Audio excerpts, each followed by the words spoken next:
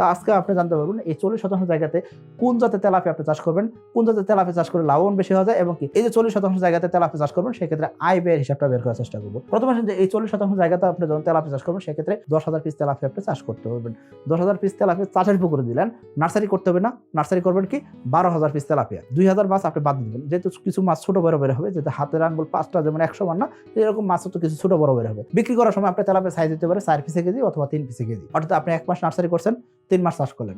এখন যদি সঠিকভাবে নার্সারি করেন, সঠিকভাবে চাষ করেন, সেক্ষেত্রে আপনার তেলাপিয়া 4 মাসে 3 পিসে কেজি এসে পড়তে পারে। কিন্তু অনেক ক্ষেত্রে 3 পিসে কেজি আসে না, কারণ কি আপনি ভালো জাতের তেলাপিয়া দেন নাই, আপনি হয়তো নিম্নমানের তেলাপিয়া দিচ্ছেন, অথবা আপনি ভালো মানের খাবার দিতেছেন না, অথবা আপনি পুকুর ব্যবস্থাপনা ভালো রাখতেছেন না, অথবা আপনি সঠিকভাবে খাবার দিতেছেন না। এইসব কারণে কিন্তু তেলাপিয়া বড় হইতেছে না। তবে সচরাচর ভালো মানের তেলাপিয়া হলে 4 মাসে মোটামুটি 4 পিস বা 3 পিসে কেজি চলে আসে। তবে আমাদের এসে তেলাপিয়ার কথা যদি আসেন, সেক্ষেত্রে এসে তেলাপিয়া 4 মাসে 3 পিসে কেজি আসে, এবং কি আমাদের অসংখ্য খামারি 4 মাসে 3 পিসে কেজি নিয়ে এসে বিক্রি করতেছেন, এবং কি তারা বছর 2 থেকে 3 বার তেলাপিয়া চাষ করতে পারতেছেন। 40% জায়গাতে আপনি 10,000 পিস তেলাপিয়া চাষ করতেছেন। এই 10,000 পিস তেলাপিয়া থেকে আপনি মোটামুটি যদি 4 পিসে কেজি করে মাছ উৎপাদন করেন, সেক্ষেত্রে 62 মণ মাছ উৎপাদন করতে পারবেন। 62 মণ তেলাপিয়া উৎপাদন করতে আপনার মোটামুটি কত কেজি খাবার লাগবে, তাই না?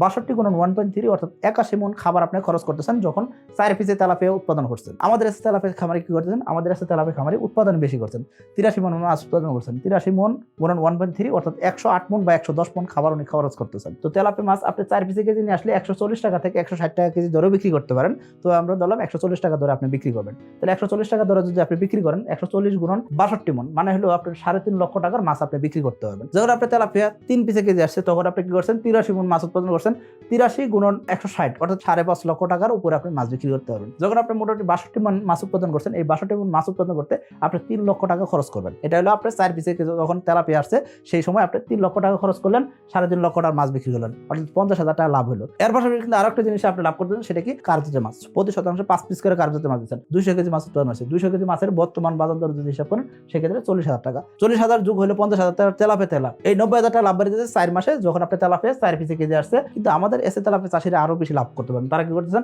মোটামুটি 83 মণ মাছ উৎপাদন করতেছেন শুধু তেলাপিয়া। এর সাথে উনি আবার কি করছেন? 200 পিস কার্পজাতীয় মাছ দিচ্ছেন। এই 200 পিস কার্পজাতীয় মাছ থেকে উনি 300 কেজি মাছ উৎপাদন করছেন।